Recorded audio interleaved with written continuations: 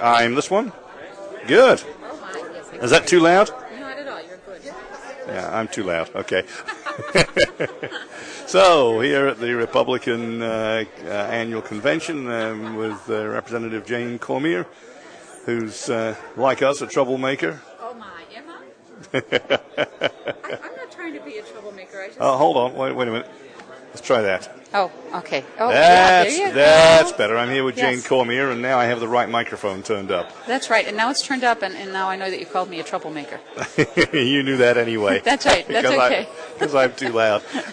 We're troublemakers here at Granite Grok, of course. We like to keep folks honest and, in the process, occasionally ruffle some feathers. That's okay. That's a good thing, because we need more people that are willing to do that. Right, and of course you've done your best to keep the Republican caucus on the straight and narrow there in Concord. Yes, and in Belknap County too. I mean, it's funny. I think a lot of people do not understand that when you're serving in the House, it's not just your House seat that you serve, but also your delegation seat, your county delegation seat. Mm-hmm. A lot of politicking importance stuff goes on there. So. Right. So, what have you been working on in the House lately? Lately, well, it's kind of near the end right now. Mm-hmm. I think the big thing right now is they're going to be talking about gambling. It's been reconsidered, so we'll revisit that again on Wednesday. I thought it was defeated last week. Yeah, it was defeated, but then somebody wanted to reconsider it, and it was a late reconsideration a little bit, and so there was quite a flap at the end of session about it.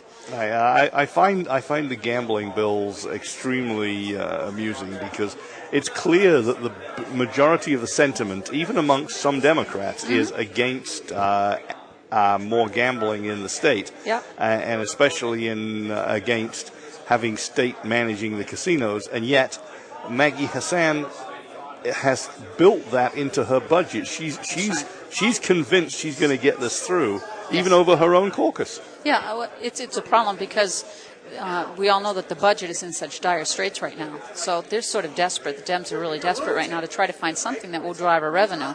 But this isn't the way to do it. This isn't going to drive any revenue. And certainly, even if we did have it, it wouldn't be for many years down the road that you would see any kind of revenue driven. So it's not the way to go. They need to pull their budgets together and start figuring out how to become fiscally sound within the budget and allow business to flourish. And you know what? It would take care of itself. Right.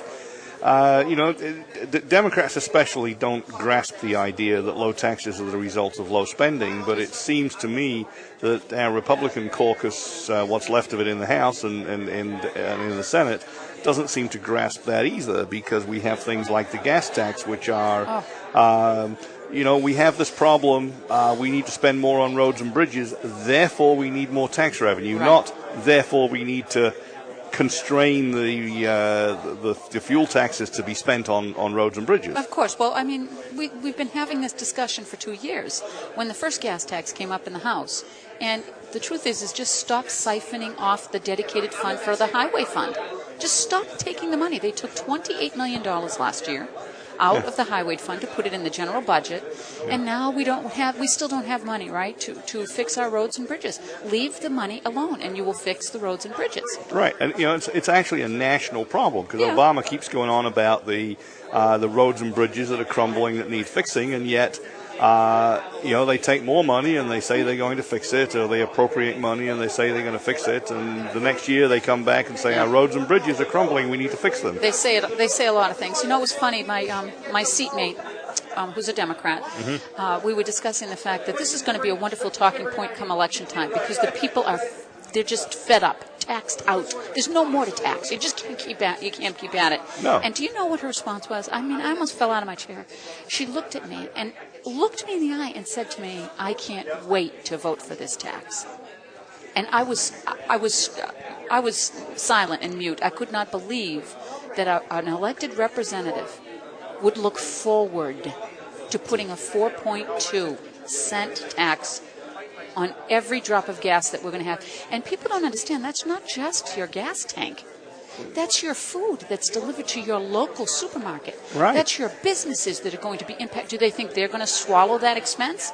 That expense is going to be sent right along to the consumer and the citizens of New Hampshire. And that is, in fact, the great conundrum of taxation that people never understand. They think you can tax the businesses and the rich guys without it costing anything. You can tax the rich guys out of existence, and they won't stop hiring servants or construction workers or whatever else it is they use for their palaces. Well, let them have their palaces and let them hire the workers. Right. And the same thing with businesses. You can't tax a business without it raising the cost of the goods that the people buy, or reducing the wages of the people that work there. Yeah. And they just think it's a free lunch. You can steal from these people because they're evil, and it won't take money out of the economy. It has worked. I mean, hasn't it? Look at where we are. I mean, that mentality from the progressives, and like you said, it's not just Democrats. There's plenty of Republicans that can fit that bill as well. Yeah. I'm actually going to tweak the camera just a little bit because I think. Hold on. Let me see if I can select the screen. Oh, yep, we got you. Great. So. There you go. Yep, I'm not quite as expert at that as Skip is. We were broadcasting a Granite Grok logo with our audio. Now we have now we have you on camera. Okay. So I think that we were saying that it's really not a political party thing anymore. It's a progressive mentality, and the poor citizen that's going out and working hard and paying their taxes and doing everything that they should be doing.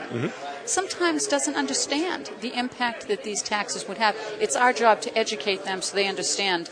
Those people that get into office, you need to vet them so that they'll vote that down, exactly. Vote that out. And that's why we have, for example, JP running for Senate Yes. to replace Bob O'Dell, and now hopefully to beat back the establishment challenger that they stood up because, oh God, a conservative, how scary. Yes. I just can't believe that they do this. I mean, your Senate.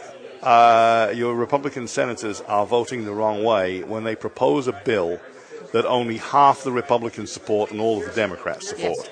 Yes. And so in the case of this gas tax, you said that $28 million is being siphoned off every year, and I love the reference to siphoning in respect to gas. Yes, Matt. It's true. It's theft, just like siphoning gas from a car. So how much is the 4.3 cents going to raise every year? The 4.2 cents, you know what? I don't recall the number. And personally speaking, I don't think it really matters as long as the mentality is there that we can just keep taking the money. Mind you, this happens. When we talk about fiscal conservatism, this is why it's important to understand. Because this isn't just happening in the highway fund. This happens in many dedicated funds. Fish and Game frequently gets raided, where the corner office decides, well, the budget looks like crap, and we have to get something put in there because otherwise I'm not going to look good when it comes time to look at these numbers. And they steal the money out of these funds. And then they go back to the taxpayer and they say, oops, it's just going to be a little bit more. It's just a little bit, but here we go. You got to pay this. It doesn't stop until you stop the cycle of the mentality. What we need is a constitutional amendment that says it's a impeachable felony to appropriate funds from another department's revenue. I would love that. I'd jump all over that if I could, because you know what? Unfortunately, that's what we've come to. We have to think like that because we have so many bureaucrats and politicians that just want to keep sticking their hands where they don't belong. Right. Well, there you go.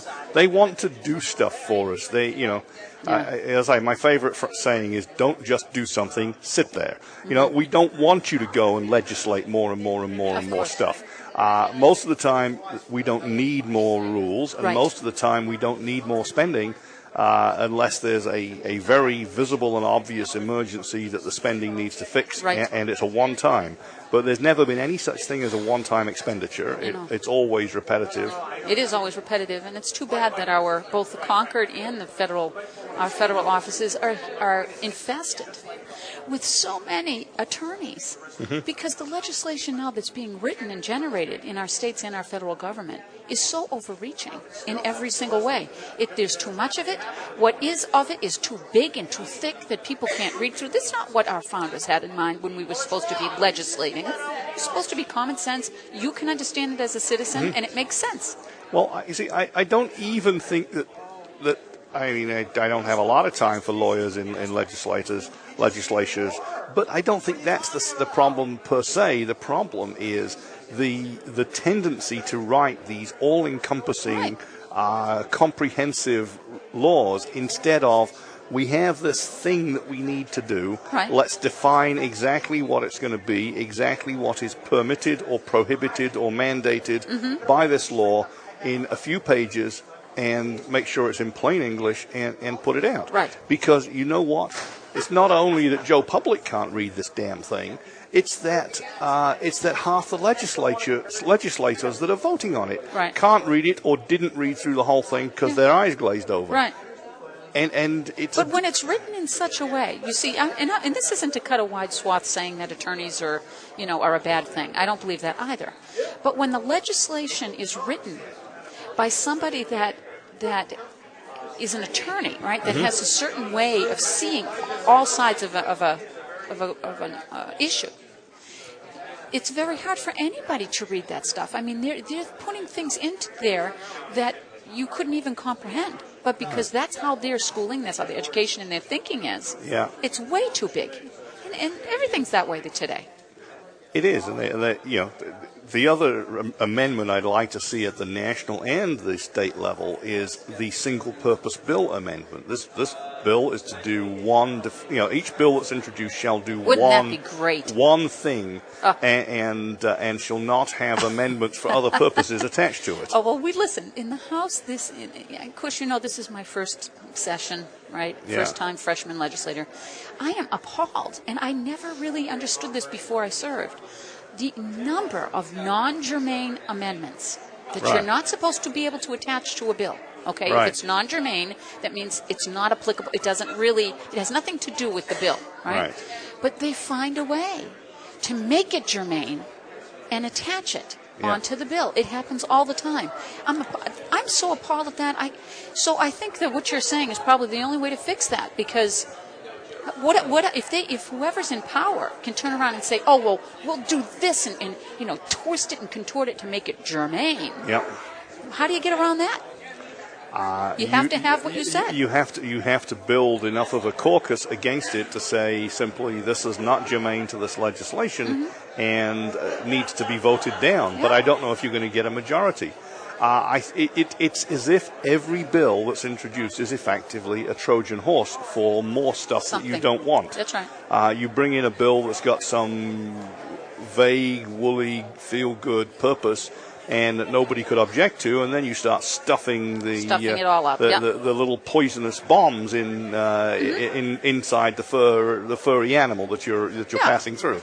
Well, they're trying to do that. Evidently, I'm not sure. I tell you the truth, haven't read it, but evidently Wednesday coming up about gambling, they're going to try to attach a marijuana bill or something to it to try to tweak the libertarians or someone that would support the marijuana. What does that have to do with gambling in New Hampshire?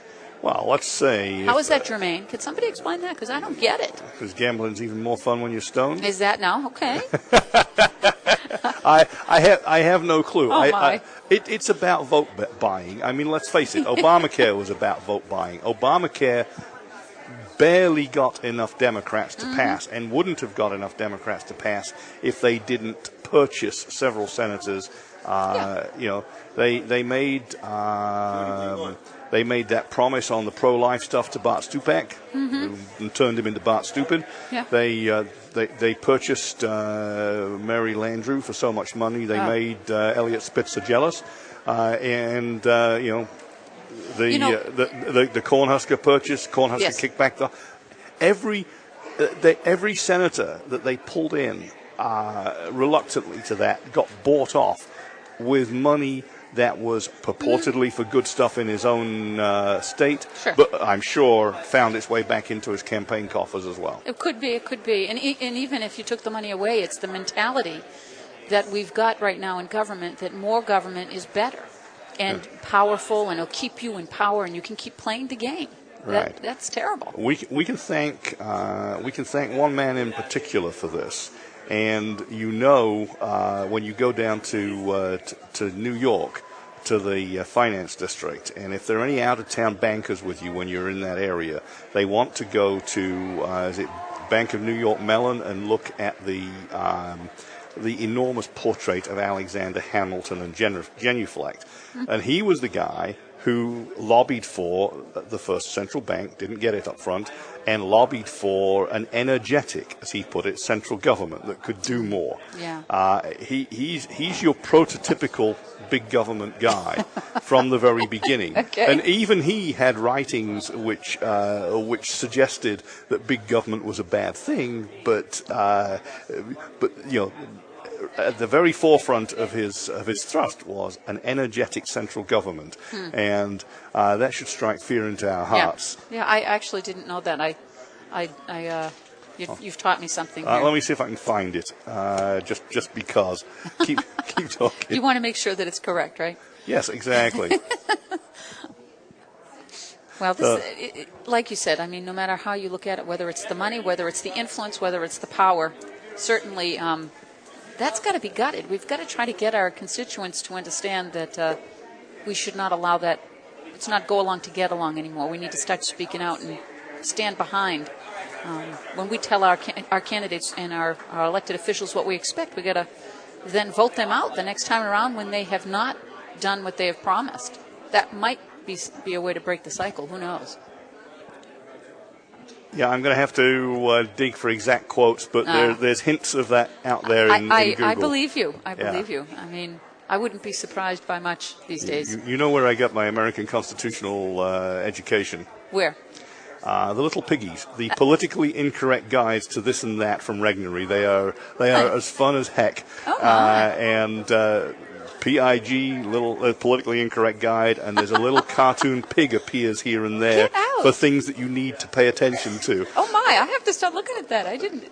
That's pretty cool. But I've read their books on American history and on the Constitution and you know, on hunting and guns, and they've got a whole library shelf full of these things, and they're all kind of slightly tongue in cheek, but full of facts. Isn't that great? Yeah, that's a great way to learn. Absolutely. Of course, the Liberals will say that's the hated Regnery. You know, you can't trust a thing they write. Right. But by and large, it checks out. Yeah. That's the truth with progressivism in general, you know. Yeah. They don't like the truth, period. No, they've got to keep spinning to have it. No, they don't. And you know, the question of the age is, how do we put government back in the box? We need some rules to live under. They should be equally applied to everybody, especially the legislators. Absolutely. Who seem to think that they are a breed apart. Yep. There's actually a cartoon, I've got to dig it out. I think it was Jerry Holbert a couple of days ago, Congressional App Store. All the things that they do that they're privileged that we don't get. It was just revealing of the mentality. Yeah, it's a shame, isn't it, that we've gotten to this point. How many people? It's sad that when you start looking even at our candidates, you speaking for myself, I'm cynical. I'm cynical of everybody because they promise the world, and then I mean Kelly Ayotte is for amnesty, and yet when she campaigned, she was totally against it. Well, you know, as a prosecutor from a rural state like New Hampshire, you know, Kelly Ayotte would naturally have been against amnesty and for you know, the proper treatment of illegals as illegals. Yes. Now, as a senator, a person of power and conscience, and having to think on the national or even the world stage, because that's the way they think of themselves. Yeah. You know, she's fallen in with McCain and Graham, and these guys think that it's the humane thing to do. And again, you talk about small legislation, comprehensive immigration reform bill. Hello, how about Bill A, close the border?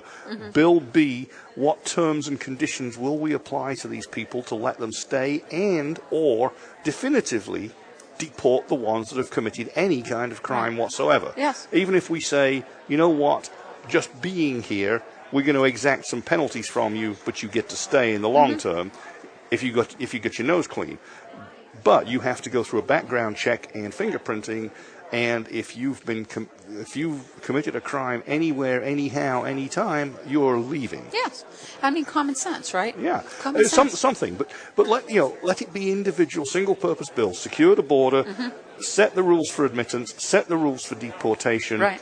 And make them all clean, clear, standalone, and have their own debates. Yeah. Instead of a comprehensive immigration bill is full of complicated garbage that's intentionally hard to understand, that is full of loopholes, full of discretion for the secretary shall, the secretary must, etc. So bad. And full of payoffs for individual senators to get them to vote for it in the first place. Yeah, it's a bad thing. It's a bad thing, and you know what? So having supported Kelly Ayotte, I mean, when I hear her speak and when I see sometimes what she does, I mean, that whole charade that happened with Ted Cruz when he was filibustering on the Obamacare, and how angry she was, and when he was working against the party when he did that, and she took him to task, and there was this big brouhaha. Well, what are you doing? And that is because she's in McCain's pocket, not representing us, because the vast majority of Republicans in New Hampshire were cheering on Ted Cruz and saying, "Stick it to the man, Ted." Well, you don't even have to support. I mean, she went so far beyond. I mean, the excoriating, and then there were a couple of people in that meeting that saw it, that thought that they could get political points if they let that news out, so they leaked what she said and what the situation was. Yeah. I mean, what the heck was that? I can't imagine if she's working as a conservative on the Hill with Ted Cruz, she backstabs him like that, and she thinks that's just business? I mean, is that what we do now with people that supposedly are on our side? No, and thinking of that's just business, I can understand when a Marco Rubio says he won't campaign against a sitting senator, for example. Okay. Charlie Crist wasn't a sitting senator. Charlie Crist was the party's pick. Ted Cruz, Marco Rubio went against him, and people around the country piled in and contributed to Marco Rubio, right. And Charlie Crist deservedly got defeated. Right. And the party, especially John Cornyn and the NRSC, National Rhino Support Committee, got a black eye, as they deserve. Uh-huh. I can understand when a Marco Rubio or a Ted Cruz refuses to campaign against, say, a Mitch McConnell, because he's already there. He's not 100% bad. We've got plenty to say about him. Right. And it's just considered to be not the done thing. Right. I can't understand why a Marco Rubio would be up here, for example, campaigning for a number 3, you ask it, campaigning for a Scott Brown, right. who is barely a Republican, my goodness. and is not currently an office holder. There's no reason to campaign for him. No. Hi, guys. Hi, Skip. I just figured I'd come out and just annoy somebody else for a while. But are you annoying them in there? No, I'm actually being very quiet, just watching my camera. I have to say thank you to Matt Mowers of the NHGOP for allowing me entrance with my camera. That hasn't been happening very often. Aww. But I will say it will provide me with some fodder. Yeah. But we'll do the proper thing. We'll put up the whole speeches by each of the candidates, and if they said something stupid, well, it'll be there along with the good stuff that they said. Yeah, and that's the thing I keep pointing out, is that we put out everything. Yeah. And I also tell candidates, you are welcome to use any and all parts of your speeches as long as you give me a link back to Granite Rock. That's it. But so a couple people said a couple small things, no big gaffes, just little things. And I thought that Ruben's taking way more time than anyone else. I found very off-putting, and a lot of people sitting around me did as well. I thought it was hysterical myself. Yeah, I think he was doing it as a deliberate wind-up. Brian Tilton thought he was doing it as a deliberate wind-up as well. Well, Brian was up there on the press riser with me, and we were hysterical. Well, it was amusing. But you know something?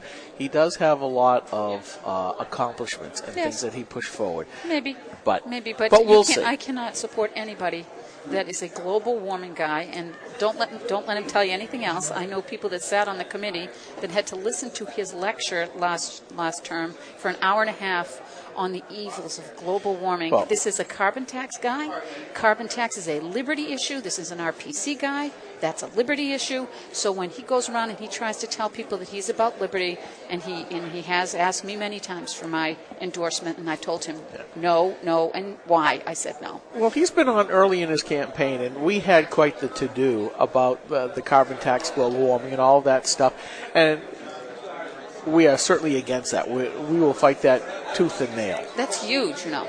Oh, because yeah. that's the essence of how all of these agencies are coming in and holding, knives at people's throats. The EPA, all of these agencies. Right. Well, the EPA needs to be shut down. No kidding. Yeah. In a sense, what the EPA is doing with the regulations on the coal-fired electrical plants and the coal industry itself is they're imposing their own version of a regulatory cap and trade. Absolutely. But anyways, I just thought I'd come in and say, Mike, I haven't forgotten you out here. Glad to see that you're streaming. I'm fine. So I'm going to go back in. But thank you. So Jim actually stopped by for a little while, but we had an informal chat.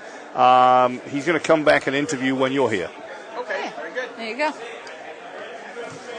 All right, well, maybe I should get off. Do you have someone else here? Not right now, so okay. this is fine. Don't want to take up too much time. Well, I think we agree on a lot. So I have a nuanced view of Mr. Rubens, and I don't mean that in the squishy Republican nuanced sense or the Democrat nuanced sense, and that is, I'm looking at what he's offering, I'm looking at what Scott Brown's offering, which turns my stomach, and I'm looking at the other folks.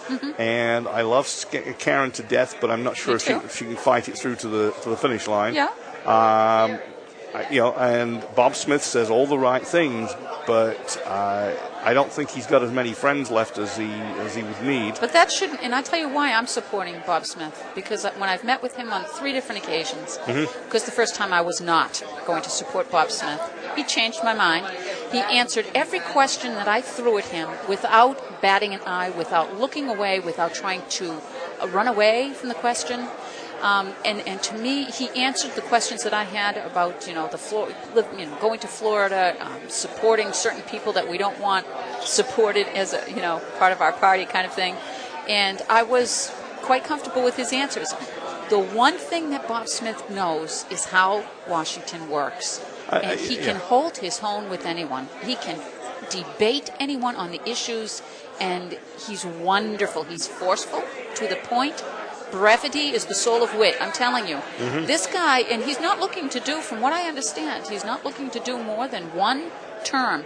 And it's basically because he's just appalled at the speed and of the progressive, the speed and the expanse of the progressive movement. Yep, and I agree that's a problem. Everything that we've heard from Bob, we've had him on twice by phone, has been very good. And but again, talking to people across the state, I wonder if he's got enough friends left to put him over the top. Listen, rather than worrying about the friends, I think that Bob Smith, he's at a lot of different rallies. He's going out to everything. I mean, I've seen him probably in 5 or 6 different things. I've met with him a couple of times myself. Yeah. And I don't give a care what people in this party think. I don't care about that. No. But I care about the citizens. And you know what? He's trustworthy. And that for me is that's worth gold. I trust him. Yeah, and I wasn't talking about party functionaries when I said that. Yeah, okay. Yeah, I was talking to people that had been around, voted for him in the past, and said and feel kind of and felt that they couldn't vote for him now. Yeah. I hope they change their mind, because I hope he can. So look, we here at Granite Grok bring everybody in and let them fairly state their positions. And we will do that again for Bob. We've done it twice, like I said. We'll do it again for Jim. We'll do it for Karen as many times as she wants to come on. That's a great thing. And we'd have Scott Brown on if he'd come and talk to us honestly. But he weaseled his way out of that when he came to my house and wouldn't answer any questions. Mr. Slick. Teflon coated glass column. You can see right through him and you can't get a grip. Why? Okay. Well, and that's how I felt. At the end of the evening, I felt like I'd been dealing with a slippery glass column or glass floor. Yeah. You couldn't get a purchase on his positions. No, you can't trust the vote. That's the end result. You can't well, trust the vote. Mr. 62% D. Let us That's not right. forget that. That's right. So, any of the other three would be a vast improvement over that, Yes. regardless. Yes. And so the question then comes down to how's it going to go through the primary, and which one of them's got the energy or the funds to get over the top. Love Bob's positions. Yep. Love Karen's positions. Yeah. Sometimes the debates get a little much for her, but if you get her in a small group, you can throw, just like you said about Bob, you can throw every question you like at her, and she will answer every one of them quickly and honestly, and it's her true opinion. Right. And Jim's a little more interesting because he says stuff that we don't agree with, but by and large, he'll stand up and debate everything that he believes. So you know exactly what you're going to get. You're going to get maybe 3/4 of what you want, but you know that he's not going to back away from that. Just be careful of the quarter that's left. That's all. Oh yeah, yes. You know what? I'm going to have to run. What if I go and try to get if Bob Smith is still here?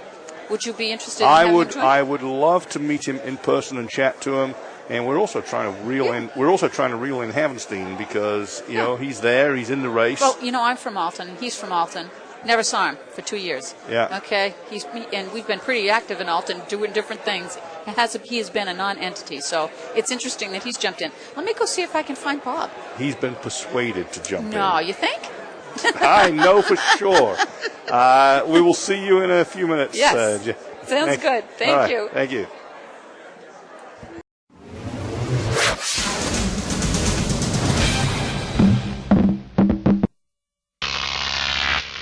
Grok TV.